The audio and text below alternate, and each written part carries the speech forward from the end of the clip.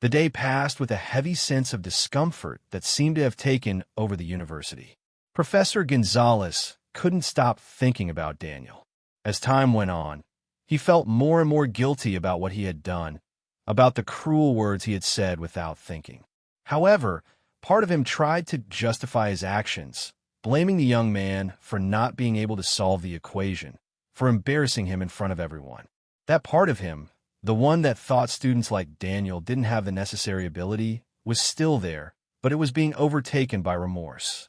At the end of the day, the professor decided to go to the hospital to find out more details about the accident. He needed to understand what had happened to Daniel. But what he didn't know was that his walk towards the truth would lead him down a much darker path than he could have ever imagined. He arrived at the hospital and approached the admissions desk.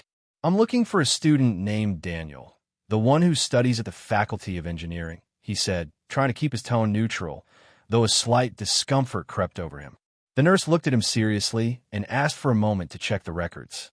A few minutes later, she returned with a somber face. "You're the math professor, right? Daniel passed away this morning," she said in a quiet voice. The blow was immediate, as if the world had stopped in that very moment. Gonzalez couldn't process the news. How? He thought. How could something like this happen? A chill ran through his body. In his mind, the image of Daniel leaving the class, head down, wounded in his pride, returned forcefully. Was that humiliation what pushed him to the edge? No, he didn't want to think that he had anything to do with this, but the pieces of the puzzle kept falling into place. The doctor on duty approached him. It seems that young Daniel suffered a heart attack due to extreme stress. He was under enormous pressure. His family told us he had been battling anxiety and depression for some time, but there had been no signs that something so serious could happen.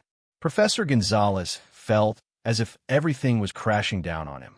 Remorse flooded over him like a wave. He remembered the words he had said the day before.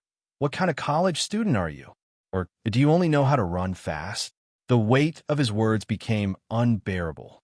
How could he have been so insensitive, so cruel to someone who was already fighting an internal battle he would never understand? How could he have done that to another human being? The doctor continued explaining that the heart attack hadn't been caused by a single thing, but by a combination of factors. Although he didn't say it directly, it seems that the pressure of the class and what happened yesterday was the final trigger. Sometimes, those kinds of comments can push people who are already in a vulnerable situation to their breaking point. Professor Gonzalez felt trapped, as if the air was suffocating him. "It can't be," he muttered to himself. "I didn't want to. I had no idea he was doing so badly." He returned to his office that night, not knowing how to face the reality. Daniel's face kept appearing in his mind. How could he have been so stupid? He had assumed that the young man, because he was black, had had an easy life, that math wasn't for him, that he had made it this far by some sort of luck and not effort. He had believed, though he never said it out loud, that the abilities of students of his race weren't as high as those of others. That night, in his solitude, Gonzalez thought about everything he had said, every word he had uttered, and now, understanding the damage he had caused, something inside him changed. The anger that had driven him to treat Daniel with contempt, disappeared completely. In its place, deep guilt gnawed at him. But what tormented him even more was the fact that he would never be able to apologize to him. It was already too late. The university had lost a brilliant student, but what Gonzalez had lost was much more. He had lost the opportunity to correct his own mistake, to rethink his prejudices, to make things right. There was no turning back. The news of Daniel's death spread quickly, and although many of his peers expressed their sorrow, few fully understood what had led the young man to that point. No one knew what he had endured in his life, the constant stares that made him feel like a stranger, the wrong assumptions others had about him just because of his skin color. For Professor Gonzalez, Daniel's words continued to resonate in his mind. The math class that had been the breaking point became a constant reminder of how arrogance and racism not only ruin a class, but also a life. But Daniel's story was not over yet. In the following weeks, something else happened.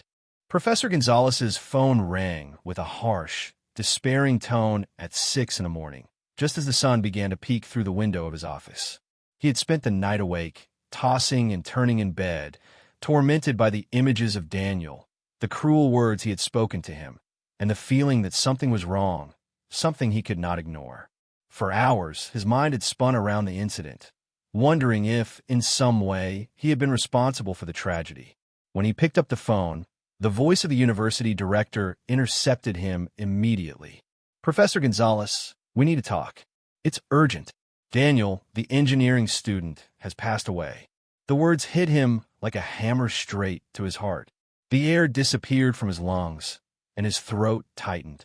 The director's voice continued, but Gonzalez could no longer hear it. He was in shock. The news seemed surreal. It couldn't be true. Daniel, the young man he'd seen leave the class the day before, head down and humiliated, was dead. It had happened so quickly, so unexpectedly, that he couldn't grasp it. "I'm so sorry, Professor. I know this is hard to process, but we need you to come to the university as soon as possible," the director added, his tone now grave. The professor hung up without saying a word. His mind kept repeating the same phrase. "He's dead. He's dead." Each word seemed to strike him, knocking him down a little more. He sat in the chair in his office, his hands trembling. He thought about everything he had done, about the humiliation he had caused. Daniel's face, filled with anguish and frustration, returned to invade him. How could he have been so cruel? How could he have made him feel like he wasn't enough, like he wasn't capable? He stood up and quickly left his office. With every step, the weight of guilt crushed him more. He arrived at the university and went straight to the director's office. The air inside the room was heavy, tense, as if everyone present knew that something irrevocable had happened. The director looked at him and, with a tone full of seriousness, motioned for him to sit down. "Professor, we know that yesterday was a difficult day for everyone, but we need to deal with what happened. Daniel's family is devastated. His classmates too. And, although his grades weren't the best, we all knew he had a lot of potential. No one expected this." Gonzalez couldn't help it. Anger and shame took over him instantly. With a lump in his throat, he jumped up and began to pace back and forth. I humiliated him," he muttered under his breath, almost unable to say the words. "I treated him like he was worthless. I treated him like his life didn't matter. How could I have been so stupid? How could I have done this?" The director watched him, though she didn't say anything at first. She knew that, at that moment, Gonzalez was grappling with profound remorse. But she couldn't help but think that the situation was much more complex than a mere error of judgment. "Professor," the director intervened with a tone of compassion, "we all make mistakes. But we can't change what's already happened. What we can do now is learn from this, reflect on what we truly are as educators and as human beings." But Gonzalez wasn't listening. His tears began to fall uncontrollably. The humiliation he had inflicted on Daniel crushed him. He saw him in his mind, his face twisted in anxiety, and his chest tightened more and more. "I humiliated him because he was black," he thought. "I thought he wasn't capable of solving the equation. I thought his skin color meant less intelligence, less potential." Suddenly, his mind was filled with memories of his own life, his own childhood, filled with prejudice, with the sense of superiority that he had learned and had allowed to settle in his heart for years. But now, after what had happened, he could no longer ignore it. He had caused harm, and the price had been a young man's life. Gonzalez felt his body trembling, as if his soul could no longer bear what he had done. He fell to his knees, his face in his hands, crying bitterly. The weight of guilt overwhelmed him, and for a moment, he thought he would never be able to forgive himself. "I killed him," he sobbed through his tears. "I killed him with my words. I'll never be able to fix this." The director, visibly affected, looked at him with a mixture of pity and understanding. "What happened is tragic, but your pain is our pain too. Sometimes, the actions we take cannot be undone, but what we can do is move forward, learn from this, and do everything we can to honor his memory." But at that moment, Gonzalez wasn't hearing anything. He only felt the weight of Daniel's death, a death he could not ignore, that he could not make disappear. The young man who had been ridiculed by him, the young man who had suffered in silence, was now a lesson he would never forget.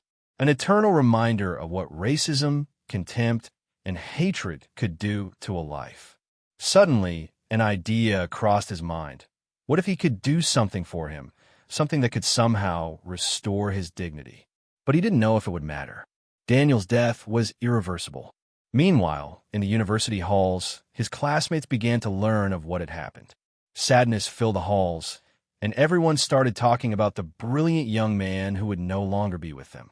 Some of Daniel's closest friends, those who knew him from before, shared stories about his love for mathematics, his passion for learning, and how, despite the difficulties he faced because of his skin color, he had worked harder than anyone to get to where he was. Daniel's face remained in everyone's memory, and the memory of his struggle, the struggle that Gonzalez had been unable to see, would remain there, always present. Without the professor knowing, the weight of his guilt had only just begun to forge his own transformation. Days passed, and the weight of guilt continued to torment Professor Gonzalez. Despite his attempts to move forward with his classes and maintain his composure, his mind kept returning to Daniel, to his face, to the humiliation he had inflicted upon him. Every time he entered the classroom, he felt as though his presence was a mockery, another injustice. The university, which had once been his battleground of respect and power, now appeared to him as a place where his actions had had consequences he could not undo. Finally, Daniel's funeral arrived. Gonzalez didn't know if he should attend, if he had the right. But something inside him, something deep and urgent, told him that he needed to go. Not just for the young man, but for himself, to face the consequences of his contempt. On the day of the funeral, Gonzalez arrived with a heavy heart, his face marked by sleepless nights and tears he hadn't yet allowed himself to fully shed. He approached Daniel's family, who looked at him with a mixture of pain and distrust. They knew he had been part of the conflict, that the professor's words were the final push in their son's life. The professor approached with humility, unable to look them directly in the eye at first. Finally, he leaned slightly and said, in a broken voice, "I'm sorry. I can't change what happened, but I deeply regret what I did. I never understood what Daniel faced every day, and I couldn't see what was going on. What I said, what I did, was a terrible mistake. I'm so sorry that it had to come to this." Daniel's mother stared at him, but didn't respond immediately. Her pain was evident, but in the end, her words were brief. "You can't change what's already happened, Professor. But I hope that, at least, you can learn something from this so it doesn't happen again." That afternoon, Gonzalez stayed at the cemetery for a long time, looking at the spot where Daniel rested. The afternoon was cold, and the wind blew the dry leaves falling from the nearby trees. There were no easy answers, no immediate forgiveness for him. All that remained was regret, that bitter taste that wouldn't let him be. Back at the university, Gonzalez changed. The person who entered the classroom that morning was not the same as before. The racism and arrogance that had allowed to dominate him for so long began to fade, but in a painful way. He started speaking to his students differently, with more humanity, with more respect. He began to recognize the invisible struggles others faced, even though he could never fully understand them. Classes continued as usual, but for Gonzalez, every equation he solved with his students felt different. It was no longer about proving who was the best, but about helping others find their potential, no matter their race, no matter their background. The pain of Daniel's death, though always present, had changed him forever. In the following months, Professor Gonzalez organized a scholarship in honor of Daniel for students who, like him, came from difficult backgrounds but showed great talent in mathematics.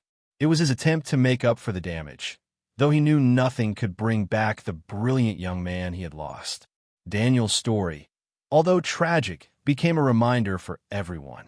At the university, in the math room, the echoes of a young man resonated in every classroom, and his name, once marked by misunderstanding and pain, was transformed into a symbol of hope for others.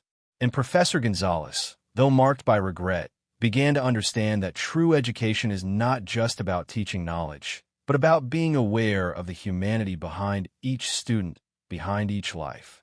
And so, Daniel's story ended. His life, though brief, left a deeper mark than any mathematical formula could measure.